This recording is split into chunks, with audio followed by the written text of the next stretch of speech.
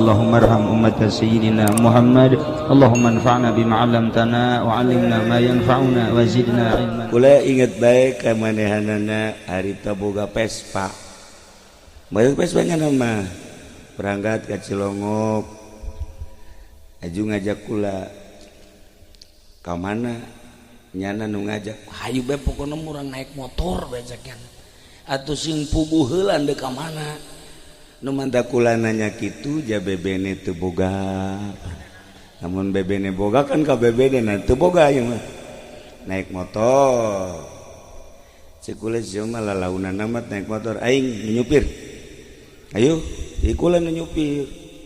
Wah, dikencengkeun horeng motor Vespa mah teu meunang di kitu-kitu. Kula ge teu pengalaman deui bodoh. Malum jangan baheula tuh. Jadi teu motor teh Vespa dikitu ngaguling. Ngaguling, masya Allah. Atunya na barundas. Ay kula mah lantaran geus boga hiji barita.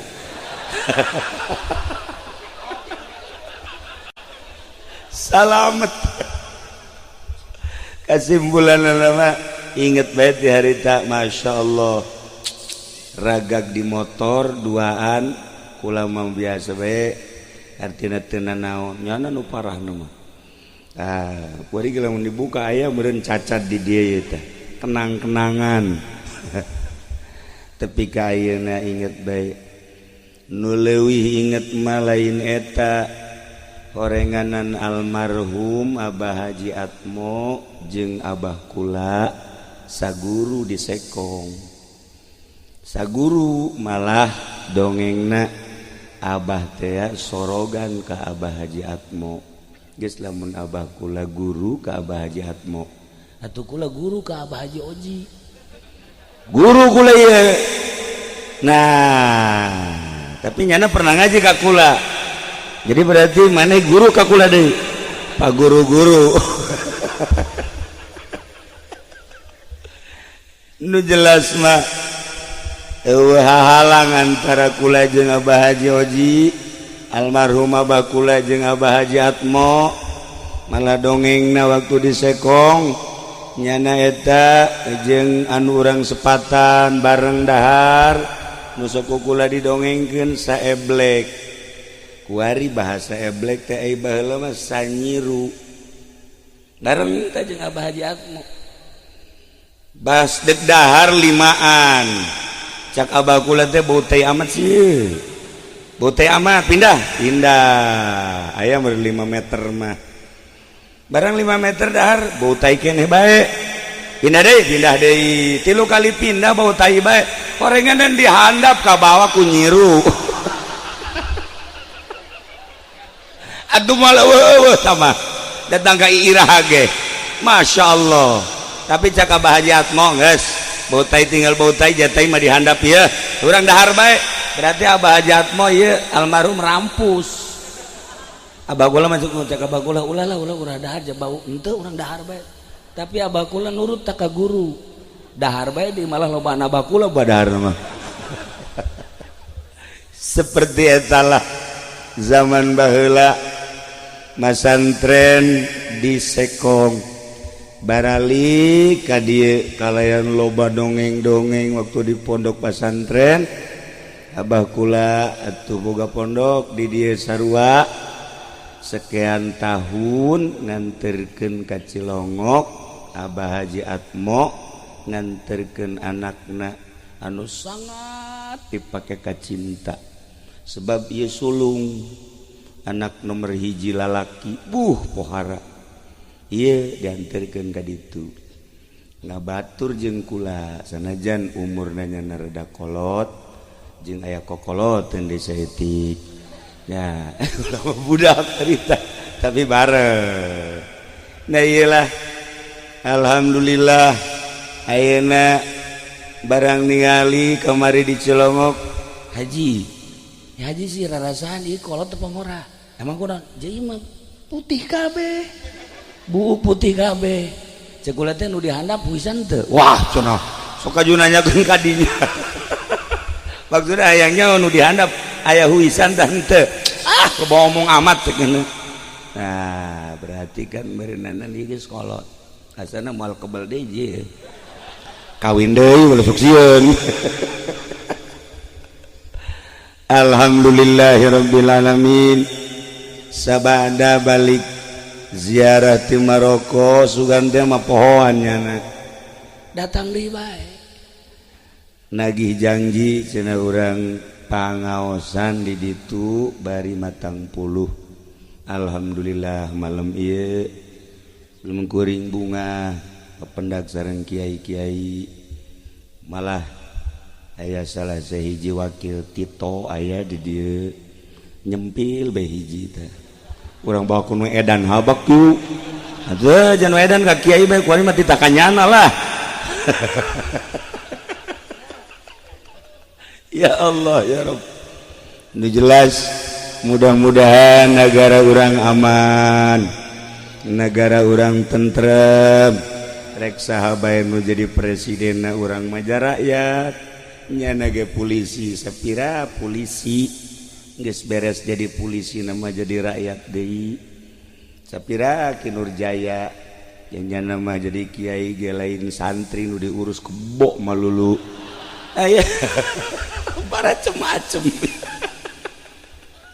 geus urang ngadoakeun saha bae nu jadi presidenna jeung wakilna urang mah tetep bae rakyat biasa nu penting aman damai tentrem sabihara sabihari sakumaha biasa.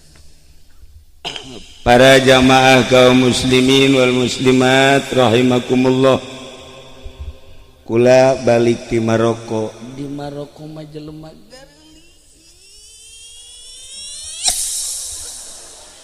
barang datang ka Cisoka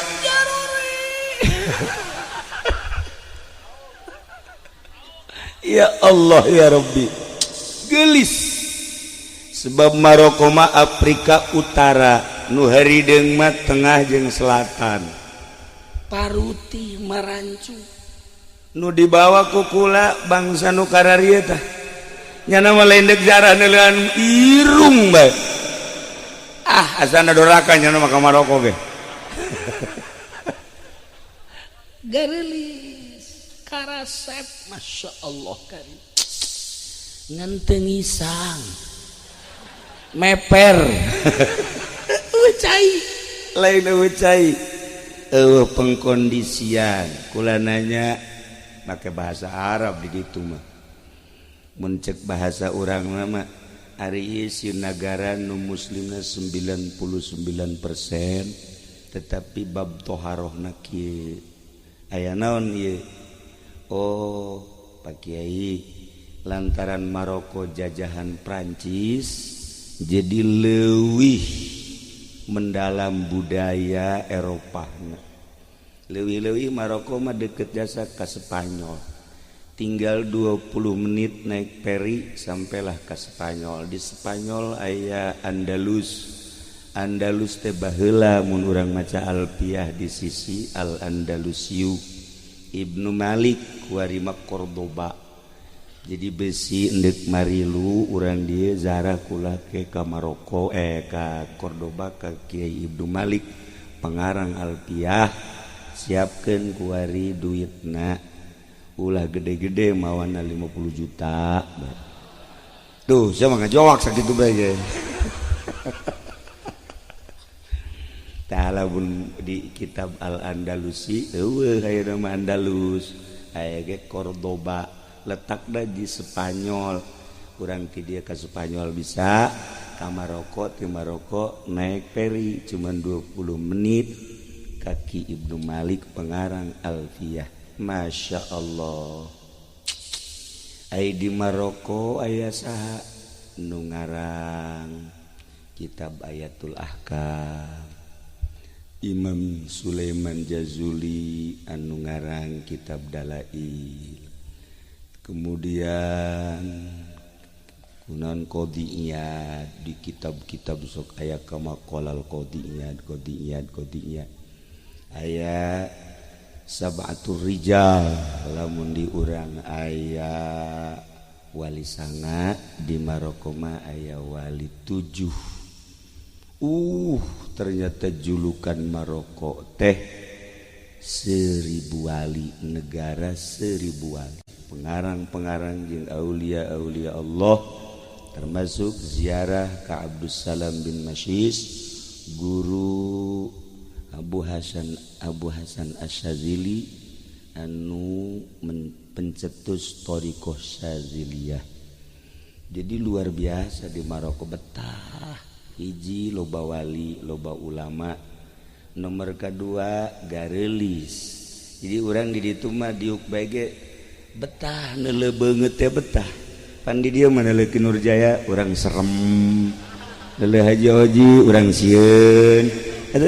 Neuleuh Haji Atos sarua. Oh, teu komo, sakumaha bajingan tah mah. Si eta mah komo. Sarua jeung copet. Nah. Tapi nu jelas memang orang Makararia tuh. Kararia emang diciptakan ku Gusti Allah. Indonesia na model kieu, Malaysia model kitu, Thailand model kitu, Cina model kitu, Jepang. Nu kaistimewaan ciptaan Gusti Allah adalah manusia. Ieu sakieu jutaan manusia, miliaran manusia nu akur teh beungeut ya Allah ya Rabbi. Mantap urang ka anak teu pahili ja teu akur. Mun cacak-cacak akur atau pahili. Nah, ziarah di Maroko terus ke Turki. Di Turki aya sakiai.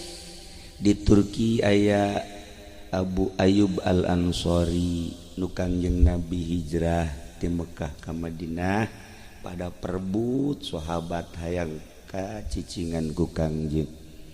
Kangjeng keun bae antep onta di mana cicing onta di dinya lah kula cicing onta ngider slep cicing dipayeuneun bumi Abu Ayyub.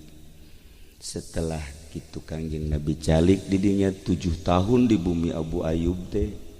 Nah, setelah Kangjeng Nabi pupus maka Abu Ayyub berjuang dakwah ke Turki. Nu pertama asup ka Turki Abu Ayyub Al-Ansari, tidinya luar biasa loba nu asup Islam sampai pupuslah di Turki. Loba deui wali-wali Allah, kemudian kakonya mau naik mobil 10 jam atau 9, tapi naik kereta api, naik kereta cepat. Terus kakonya aya sadikonya aya Jalaluddin Rumi, ahli Thariqah, sufi terbesar internasional. Alhamdulillah. Jadi kakonya ka Imam Jalaluddin Rumi anu syiiran-syiiranana hampir unggal kitab aya ka maqala Jalaluddin Rumi. Kitab nu terkenalna kitab Masnawi genep jilid, berbagai bahasa dialih bahasakeun, diterjemahkeun, ya Inggris, ya Arab, kemudian Indonesia, Jepang, Cina, Jerman, Perancis, kabeh kitab Imam Jalaluddin Rumi anu terkenal di universitas-universitas. Di Indonesia, Jakarta dikembangkeun di Tari Rumi. Lamun urang nyaritakeun Thariqah, aya Thariqah anu tari-tarian Jalaluddin Rumi, aya anu nyanyi oleh bejakeun, aya anu urang ge Thariqah Qadiriyah eta berzanji, eta nyanyian sebenarnya mah berzanji teh nyanyian kulantaran haju anu ngadengungkeun Ki Nurjaya sorat teu ngaler teu ngidul panjana mah. Jadi urang balik embung ngadengkeunana. Padahal kan nyanyian urang lamun ngadengkeun Abuya nyarita ke non ngadengkeun eta teh non ya Rabbi Asan teh suara nama dipohar ya Rasulullah teh dan lain-lain sebagainya. Datang ke para aulia Allah di berbagai negara. Tah ieu mah moal nyaritakeun naon patali jeung sora serak ieu aneh. Moal ngomong kula tadi teh barang teh di dinya diuk teh teu kanyahoan we ku kabehan ge. Kunaon Abah Haji Atmo aju nyalan deh ka kula. Aju diusap ku nya aya sora. Berarti Abah Haji Atma hebat dia. Ulah teu nyaho. Usap kunyana. Iya aya sora tadi sora kula. Didik bebeja isi Haji Oji tah lain. Haji Oji mah teu hebat kieu cek kula. Abah Haji Atma ngusap ka kula aya sora rada deres. Masyaallah. Tak langsung tadi kula ngunyem pajar melet lain. Nah hadiahannya nah iyalah alhamdulillahirabbil alamin. Boga sora tah saeutik beren dititah kunya tadi moal mantap Ki Nurjaya tadi ngcoprak bae gue maksudna kula mah datang diuk doa tapi aju aya sora nyasa datang. Para jamaah kaum muslimin wal muslimat rahimakumullah, lamun urang nyaritakeun tentang Jalaluddin Rumi salah sahiji dina kitabna nyana ngadongengkeun aya hiji musang dibelit ku orai. Musang binatang anu galak, binatang anu cerdas, binatang anu pikasieun dibelit ku orai. Cangkengna teu daya teu upaya musang hampir sakarat musang jol aya jelema dek ngalakayu ka leuweung kadenge jojoakan suara minta tulung ternyata barang di deketan suara tersebut musang keur dibelit orai teu anta paradeui nyana nyabut golok kemudian eta oraina ditebas sat huluna langsung pisah ngendoran kendor si jelema nu deuk ngalakayu teh kan rek lumpat sieun ka musang ulah lumpat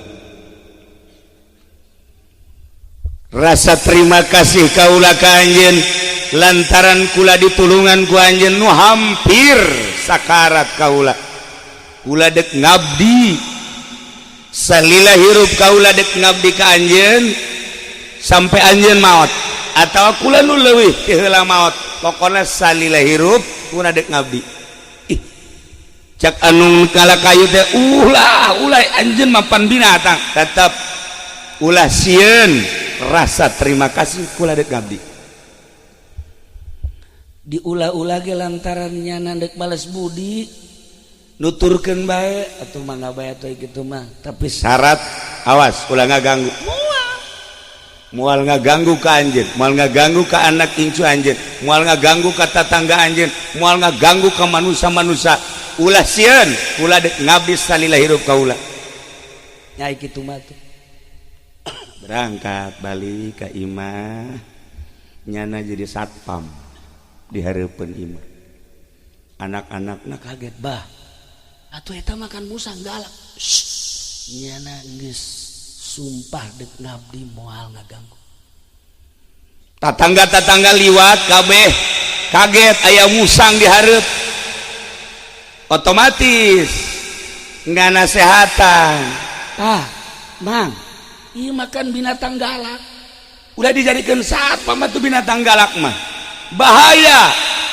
moal nyana mah nyana neuk ngabdi ka kaula lantaran ditulungan ku kaula alah ngaran-ngaran binatang galak pasti bae satu ketika ngabahayakeun moal cek kabeh nganasehatan masyarakat kiai nganasehatan mang mun bisa tetep bae sanajan deuk ngabdi maning diulah bae moalnya mah sumpah dek ngabdi jadi satpam pula ka mana bae dek nuturkeun ketika kula ngalakayu nyana nu manggul ketika kula teu boga cai nyana nu mangneangankeun nyana mah dek ngabdi cak kiai musang mah binatang galak bahaya kajen kukumaha ge sangabdi nage leh satu ketika mah tetep ngabahayakeun ngabdi ge ieu mah aya mauna doang asana bahaya ka ditu nama moal sakeuna moal insyaallah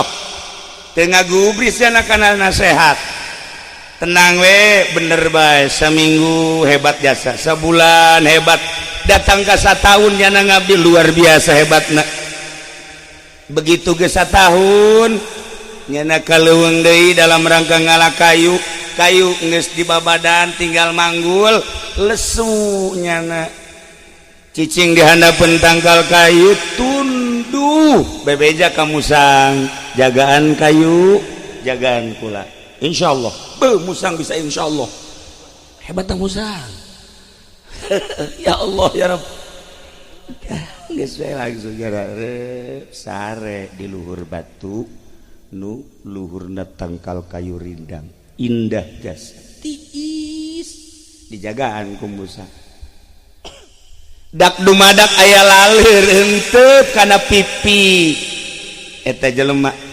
ditiup ku musang laleur sok ganggu puh indit sia aya aing di dieu laleur hiber meunang meureunana 2 menit laleur datang deui set ka pipi deui be sia goblok meureunana ieu aing ieu satpam sok diganggu ku ari mah lain ditiup make sukuna digebahkeun awas indit sia katilu kali datang deh kali goblok bener sih ditepak pakai sukuna blok pipi tetep teu hudan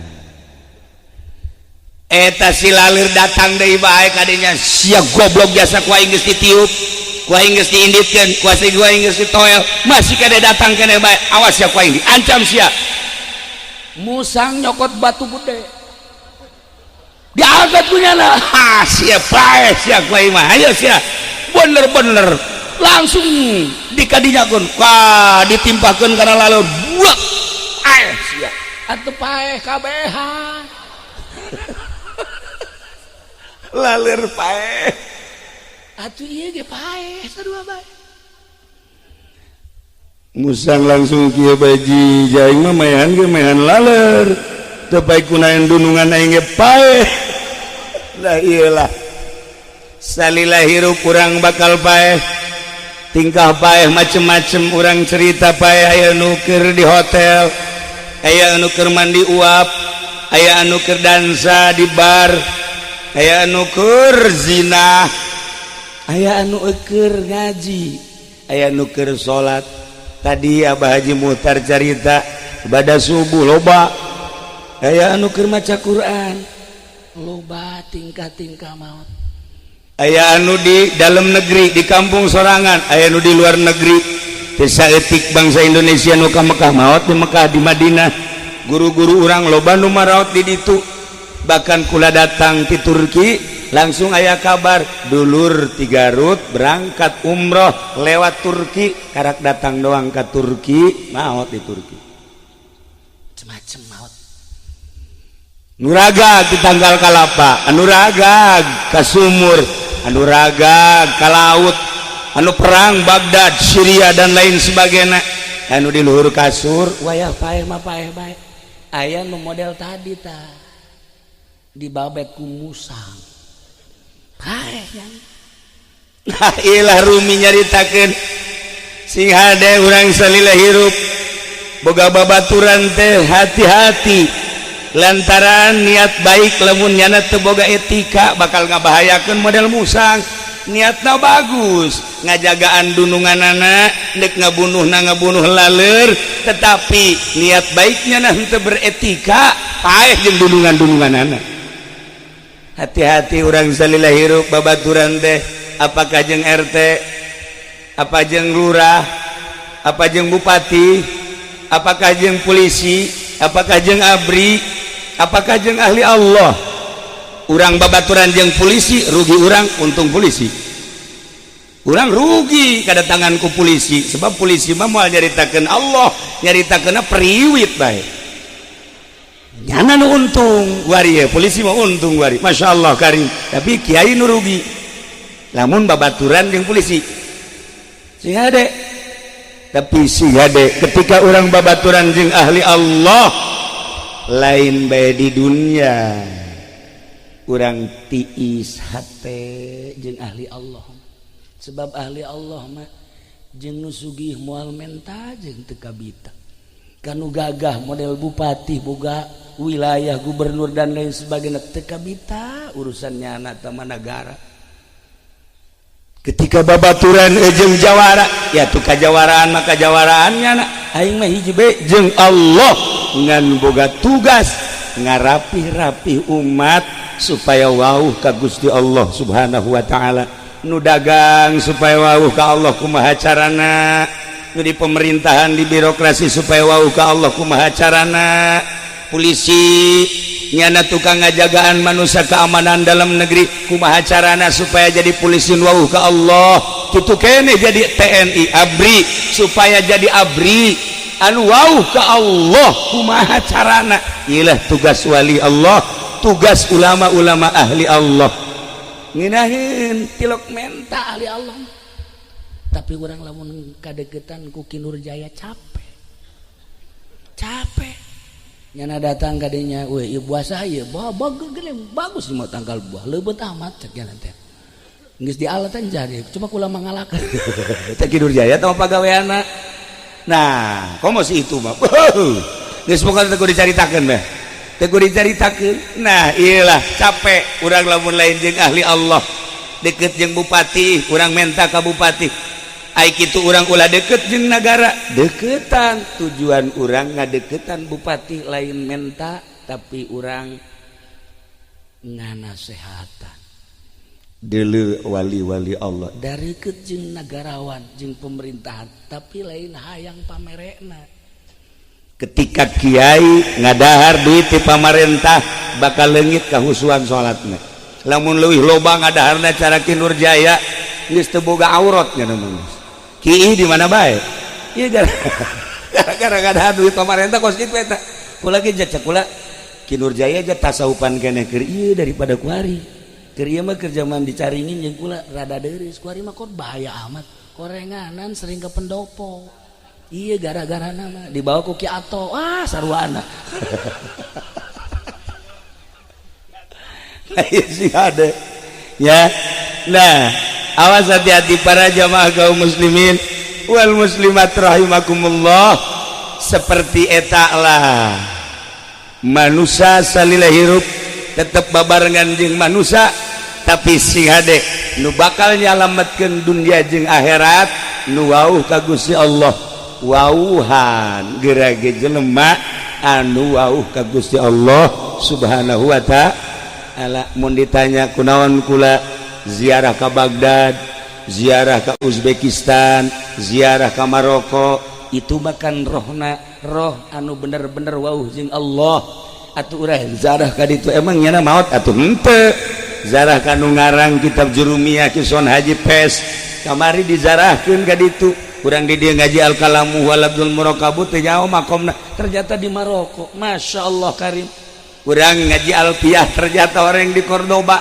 jadi kabayang da ku urang makam-makam mualif ya Allah ya Rabb nyana makan teu maot bahkan di Maroko aya satu cerita nu panjang kedatangan rombongan ti dieu naon aya sesepuh nyaritakeun kok ahli kubur ahli Allah hararudang aya naon nyana teu nyaho begitu nyana nyaritakeun hararudang berarti wali nyarita ta ka santri Kiai Abdul Aziz Syekh Abdul Aziz ku santrina dibejakeun ka Syekh Abdul Aziz ternyata disambut torengana kedatangan rombongan ti dieu teh disambut eta ge harita aya pamenta ahli kubur nu itu mah coba ulah diajak cenah teh aya pamenta teh ge mantap aju begitu nyana datang na panderi aju teh sekali cerodei bae gitulah para jamaah kaum muslimin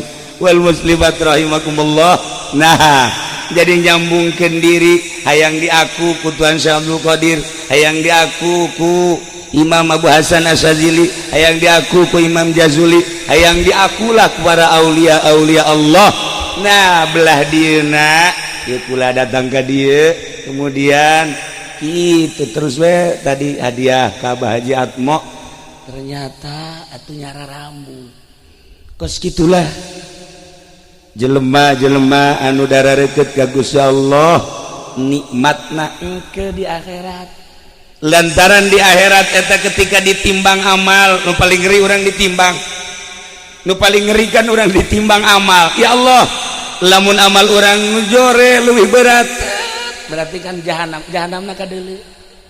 Ketika ditimbang berat ka katuhu, ya Allah nikmat sorgana katingali. Iyalah nu paling ngeri ngan indahna indah wali-wali Allah teh ku Kangjeng Nabi dibere SK supaya neangan murid-muridna eta indah jasa tah mantap nyambungkeun diri ka para aulia Allah. Geus puguh Kangjeng Nabi urang nangtung di dieu ieu timbangan. Kangjeng Nabi nangtung ketika umatna ditimbang aya kagorengan di deuleu kagorenganna mun teu pati parah henteu waka dikukumakeun tungguan di dieu, asal teu pati parah tungguan di dieu nah ku Kangjeng Nabi dikumpulkeun deuk disalametkeun. Ieulah aya syafaatil uzma Kangjeng Nabi nu mentak lobakeunlah urang maca sholawat ka Kangjeng Nabi Muhammad sallallahu alaihi wasallam. Tanu nyiptakeun sholawat kamilah nariyah eta di Maroko Ibrahim At-Tazi kamari zarah ka ditu. Urang sok maca Allahumma sholli sholatan kamilatan wa sallim salaman taman ala sayyidina Muhammadin alladzi tanhalu bihil uqadu wa tanfariju bihil kurab wa tuqda bihil hawaij wa tunalu bihir raghaib wa husnul khawatim wa yustasqal ghamamu. Ternyata abah kula mah wa yustasqa kamari ge ngadenge langsung tinu boga silsilah wa yustasqal ghamam, tapi kula ijazah dipicung gentur wa yastasqil ghamamu. Teu masalah deuk wa yustasqa wa yastasqi ge lah jeung urang mah teu mondok ieu geus bae deuk kumaha ge wa yustasqal ghamamu wajil karim wa ala alihi wa sahbihi fi kulli mati wa nafasin bi hadi kulli ma'lumilak. Na eta anu nyiptakeunana Ibrahim At-Tazi di Maroko kamari kula zarah ka ditu. Nah, itulah para jamaah kaum muslimin wal muslimat rahimakumullah sing hade salila hirup urang ngabatur santri mas santri geus moal hese deui lantaran boga guruna boga guru langsung ka Kangjeng Nabi. Geus santri mah lamun hayang nyaho ka penduduk ahli surga santri. Beneran kula mah cek surah guru kula lamun hayang nyaho ke penduduk ahli surga eta santri barang di deuleu ku polisi isuk-isuk santri cileuh gede mandi encan geus ngawuduk tolol tah ahli surga. Polisi ge bingung moal kahartieun kahirupan santri lamun dibahas di hareupeun polisi, moal kahartieun kahirupan santri mun dibahas di hareupeun TNI, moal kahartieun kahirupan santri lamun dibahas ku jelema modernis hese nyaritakeun santri mah lantaran santri mah nyana mah hirupna di dunia tapi rohna mah geus di ditu. Eta santri di mana kieu di Jahe. Model santri nah tadi leunna kurang luca lece santri mah hirupna bangun eueuh pamaksudan ka dituna teh ngaji sakadaekna. Santri mah kos kitu ja kiai geus nongkrong wayah teu ngaji mah teu ngaji bae atuh heuh nya mah santri mah kos ari itu kiai geus nongkrong nya mah ngarokok eta sebenarnya menyelipkeun kiai sebenarnya mah los kiai deuk ngaji teh deuk naon sabodo aing mah aing sih masia santri tapi kunaon masyaallah deuleu nu nyekel mushola mun lain santri sarua jeung kadaharan uhuyahan nu nyekel masjid mun lain santri gitu kene nu nyekel kitu majelis taklim lamun lain santri geus teu ngeunaheun santrina ge lamun polusi bae geus kadatangan kitu panyakit geus moal ngeunaheun dipimpin ku santri nu kadatangan polusi moal ngeunaheun. Itulah para jamaah kaum muslimin wal muslimat rahimakumullah gambaran tina Imam Jalaluddin Rumi tadi urang ternyata horenganan sing hade ngabatur sakumaha bageurna jeung maung di Amerika nu ngingu maung ti leutik datang ka gede nurut ta maung wayah lapar mah di dahar bae sakumaha tadi jeung musang ditinggang bae urang kudu gula deuleu sing hade salila hirup lantaran moal kebal deui urang ge bakal nuturkeun sakumaha almarhum Abah Haji Atmo nu pantes nuturkeun ka Abah Haji Atmo nu pangkolot-kolotna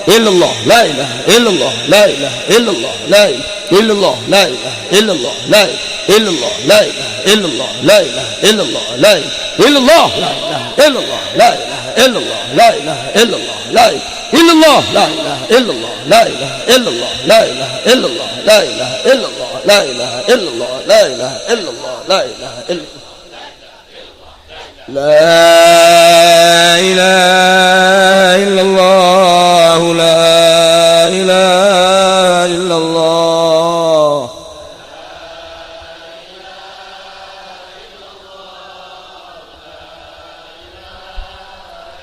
لا إله إلا الله لا إله إلا الله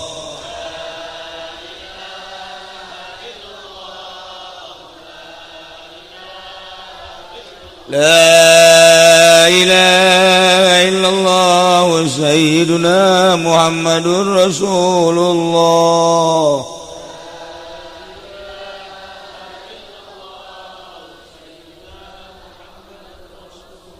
سبحان الله وبحمده سبحان الله العظيم سبحان الله بحمده سبحان الله العظيم سبحان الله بحمده سبحان الله العظيم سبحان الله بحمده سبحان الله العظيم سبحان الله والحمد لله ولا إله إلا الله والله أكبر ولا حول ولا قوة إلا بالله العلي العظيم اللهم صل على حبيبك سيدنا محمد وآله وصحبه وسلم اللهم صل على حبيبك سيدنا محمد وعلى آله وصحبه وسلم اللهم صل على حبيبك سيدنا محمد وعلى آله وصحبه وبارك وسلم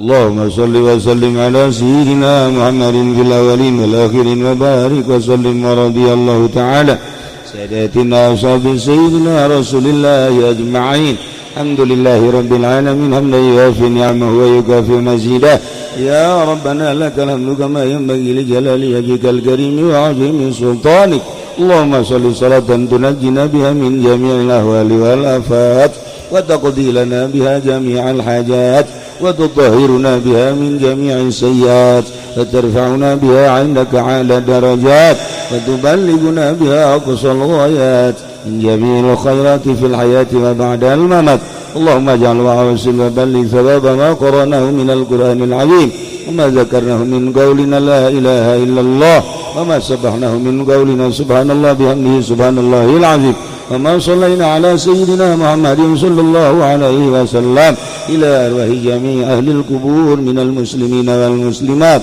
والمؤمنين والمؤمنات خصوصا إلى أرواح جميع مشايخنا خصوصا إلى روح أبا حجي رسام وإلى روح أبا حجي يوسف وإلى روح أبا حجي وإلى روح أبا إلى روح أبا حجي إلى روح أبو يجد سر وإلى روح وإلى روح إلى روح أبو يا فراويرا سكم وإلى روح محيدين وإلى روح أبي أبا حجي دمياتي خصوصا إلى روح أبا حجي أطمع اللهم اغفر لهم وارحمهم وعافهم واعف عنهم اللهم اجعل قبورهم روضة من رياض الجنان ولا تجعل قبورهم حفرة من نفر النيران اللهم اجعل همتنا دائما ودولتنا قائمة وأولادنا وتلامذنا علماء وأولادنا وتلامذنا علماء وأولادنا وتلامذنا علماء ولا تسلط علينا ظالما ولا تسلط علينا من لا يخافك ولا يرحمنا اللهم سلمنا وسلم ديننا ولا تسبقنا إيماننا وارزقنا يا الله خير الدنيا والآخرة ربنا تقبل منا إنك أنت السميع العليم وتب علينا إنك أنت التواب الرحيم صلى الله على سيدنا محمد وعلى آله وصحبه وسلم subhana rabbika rabbil izzati amma yasifun wa salamun alal mursalin walhamdulillah